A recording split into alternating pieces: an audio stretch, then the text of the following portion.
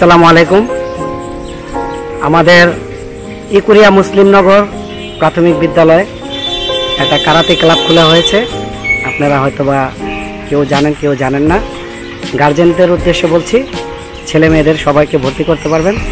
সুন্দর প্রশিক্ষণের ব্যবস্থা আছে ইকুরিয়া মুসলিমনগর প্রাথমিক বিদ্যালয় মাঠ প্রাঙ্গণে ভর্তি চলতেছে। আপনারা যে কোনোভাবেই আইসা ভর্তি করতে পারেন। বাচ্চাদের 6 বছরের থেকে আপনি যে কোনো বয়স আপনি ভর্তি করতে পারবেন।